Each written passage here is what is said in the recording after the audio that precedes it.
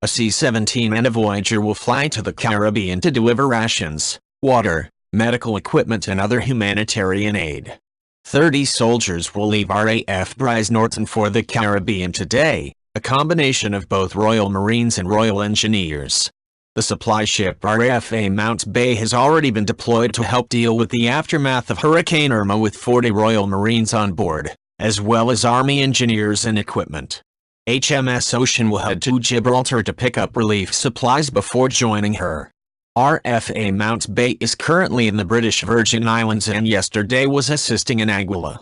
International Development Secretary Priti Patel said, "When crisis hits, it is right that the world looks to Britain for its leadership and the UK has already provided life-saving support.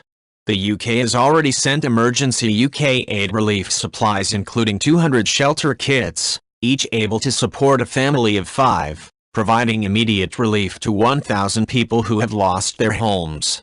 I have sent world-leading humanitarian experts to the region who are working with the British Red Cross to urgently assess need and ensure that the UK's help reaches those whose lives have been torn apart by the destruction wrought by Hurricane Irma," Defense Secretary Sir Michael Fallon said. "In the face of such devastation, I have authorized the deployment of a task group to the region. Over the next 24 hours troops and engineers held at the high readiness in the UK will deploy with helicopters to support the relief effort. I am also sending a command headquarters to coordinate our efforts. With the danger posed by Hurricane Jose which will hit areas already affected by the storms, we are diverting a second ship to the Caribbean, our flagship HMS Ocean, to bring the help that will be needed in reconstruction after the hurricanes has passed.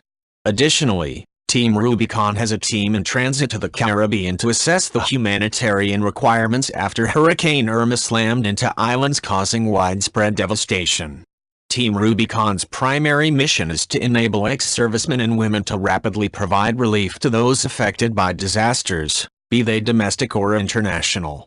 Hurricane Irma, a Category 5 hurricane, is the strongest Atlantic storm in recorded history.